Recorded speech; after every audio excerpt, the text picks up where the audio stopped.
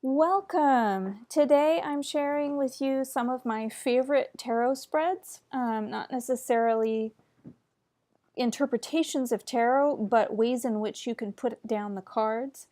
One of the first things that I noticed actually when I went to shuffle this is that some of the cards are actually upside down. I don't keep my tarot cards that way. I like them all to face the same direction. And this is partly because, oh, maybe it's just the one card, in which case I will set that aside to look at later.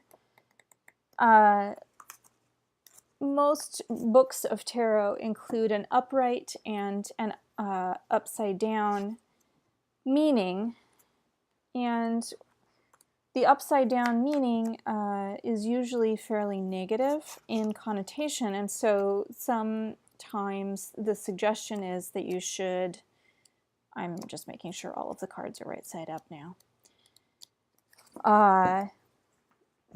shuffle them and lay them out as they come so that you can only read the upright or the upside down meanings of each card. And I don't do that. I read everything, because if you pull a card, there's something in there that holds an important message for the person you're reading for, including yourself.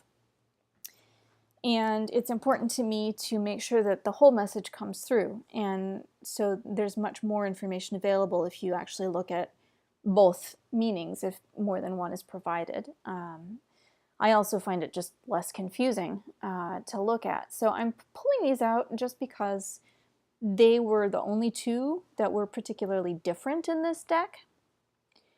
I'm also going to apologize ahead of time. I have two cats that are roughhousing right over next to me, and I may end up having to pause and yell at them at some point.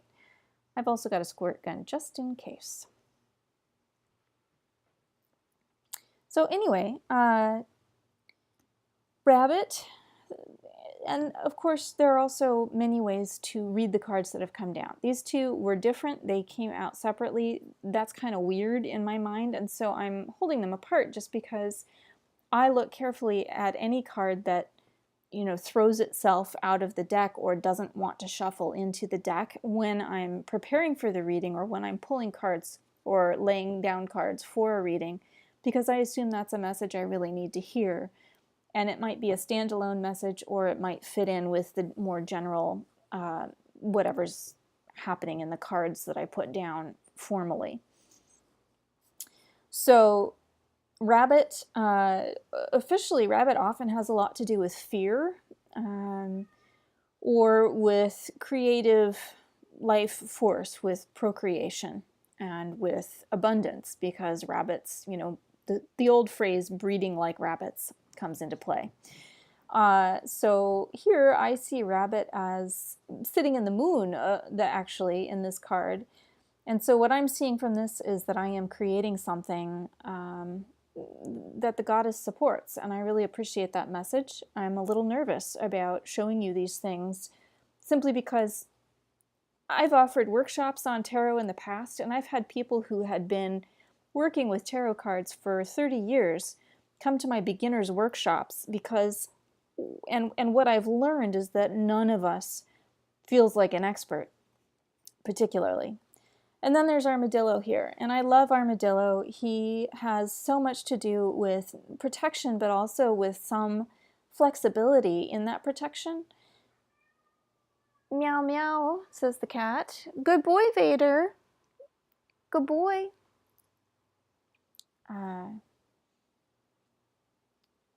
So the idea of healthy boundaries while also creatively sharing, perhaps.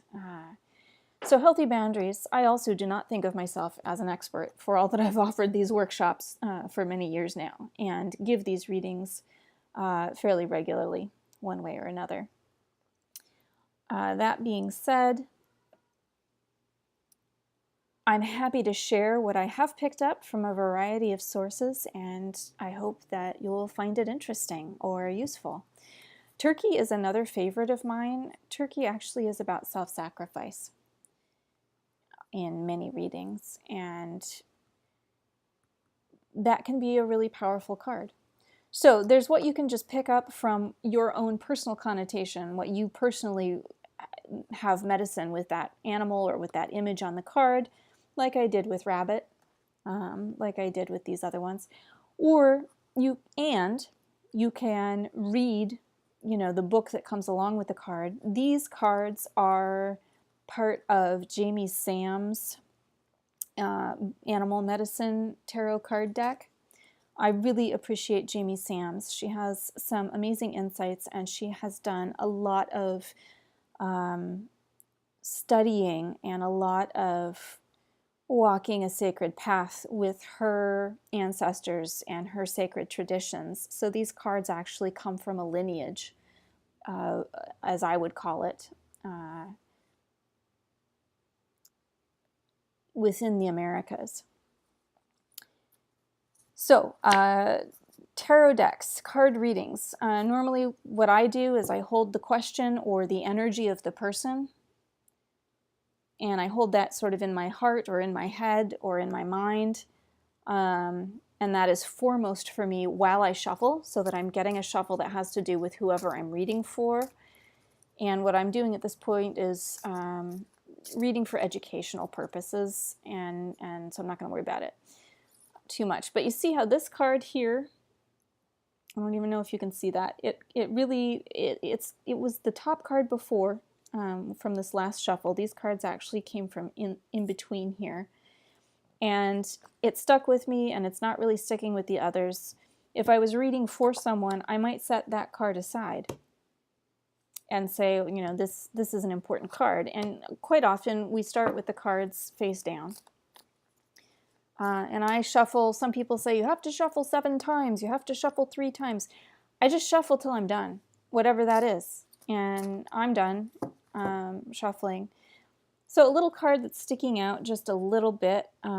There's one right here that's just barely the tip. I don't consider that sticking out personally. I've had cards literally just kind of like fly out, and I'll say, okay, that's a message, that's important. I'll set that on this side piece. Or like this one's on the bottom, but it's really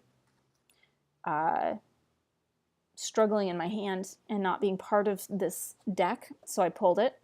And I find that interesting because it's salmon. And for me, in many traditions around the world, salmon represents wisdom, the wise fish, and is a very sacred part of many food systems traditionally as well. And so it's part of nourishing, part of sharing tradition and sharing wisdom.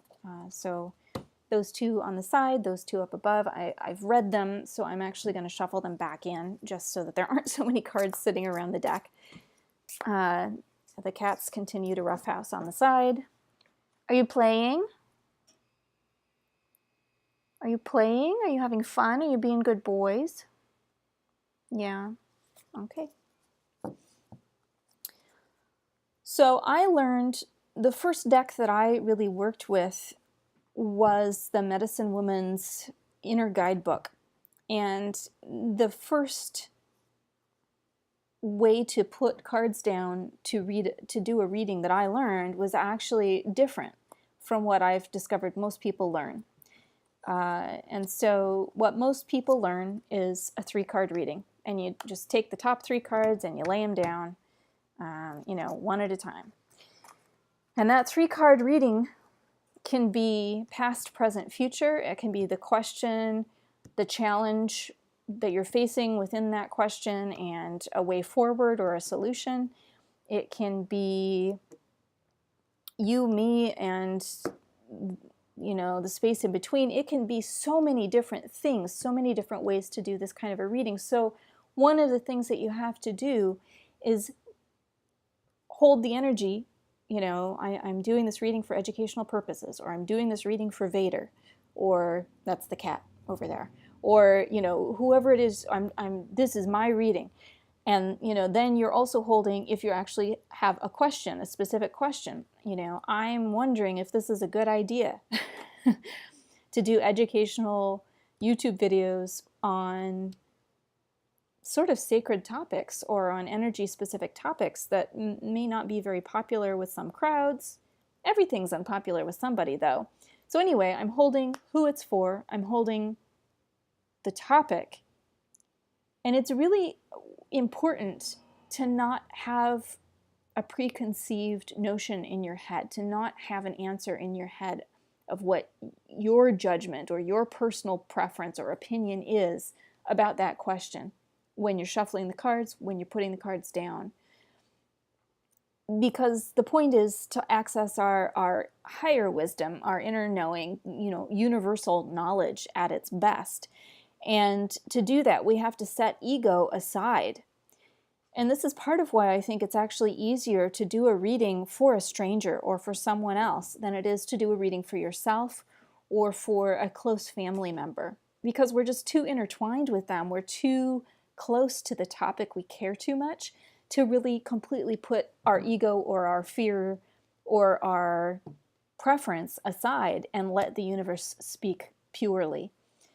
That said, it never hurts to do a reading for yourself. I just always appreciate having someone else to do a reading for me because of that clarity that can occur when it's not mine, when I don't have as much personal stake in the outcome to set aside. So, 3-card readings are pretty much the easiest thing out there, besides just simply, pulling the top card and doing a reading of that. Oh, that's funny. Here's Armadillo again.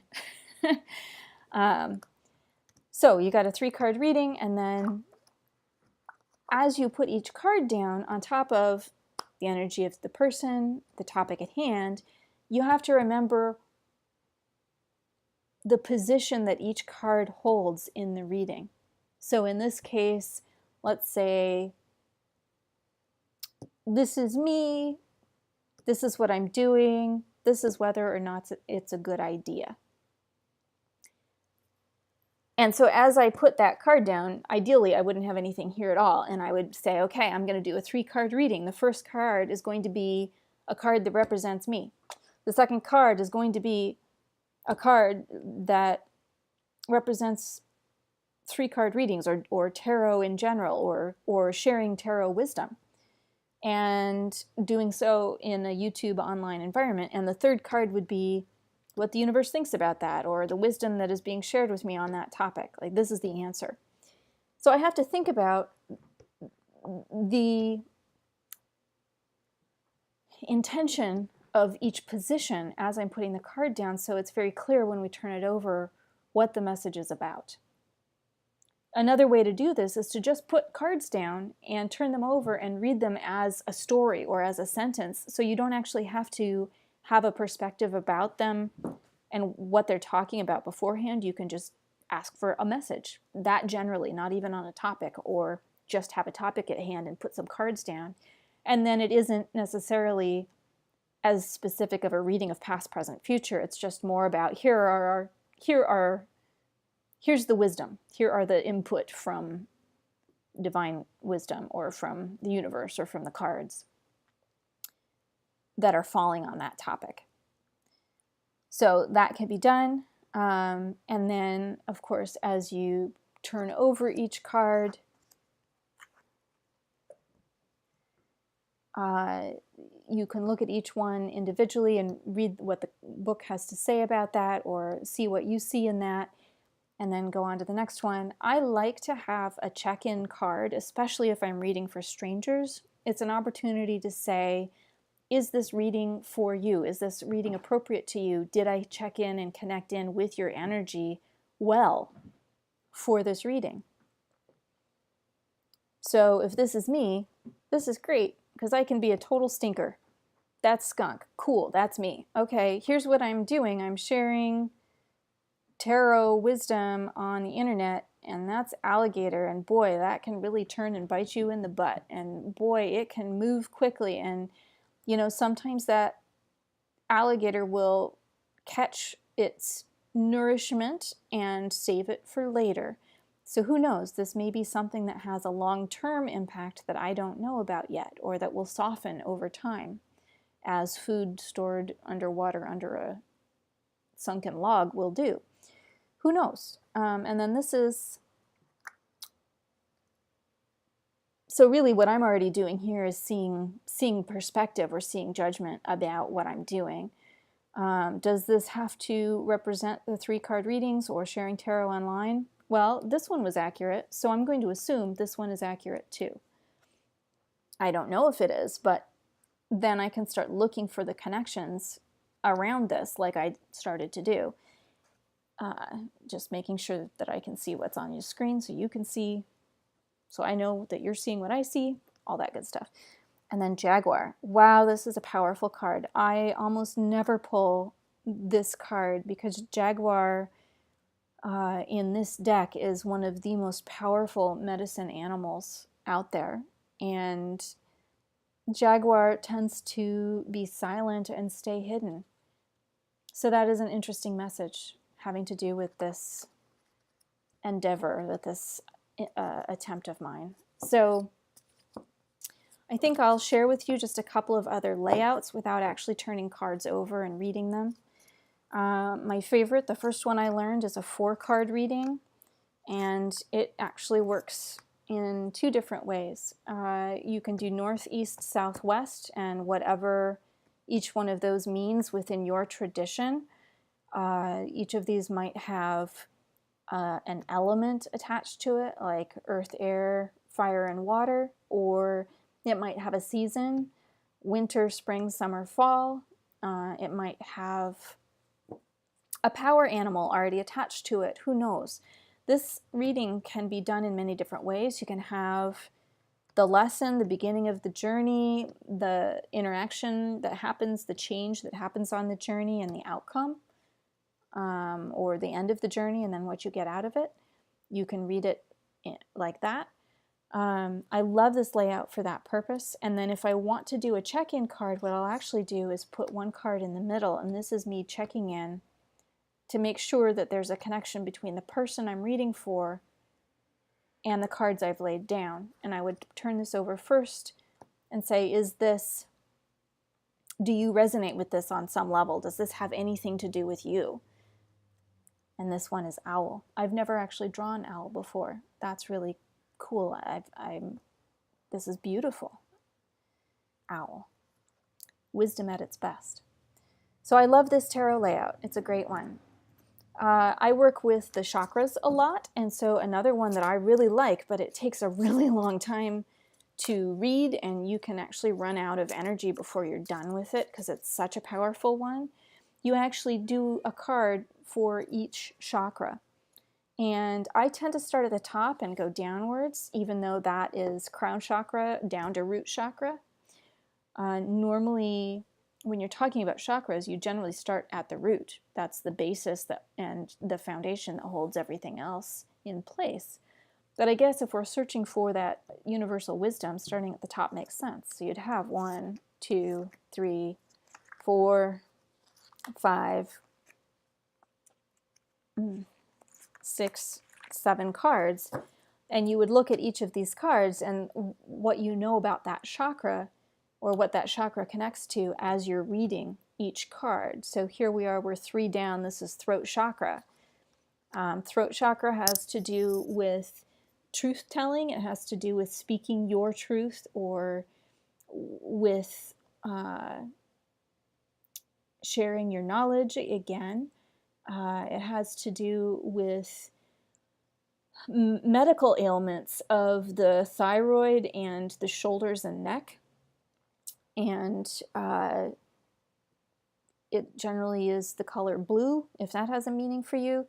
And so here I am looking at this mouse, and the first thing that I personally think of without reading the book to see what book says about mouse, what the creator of this deck intended mouse to say, to mean, the story of mouse. Mouse to me will always be what Ganesh rides. This is Ganesha's steed, unstoppable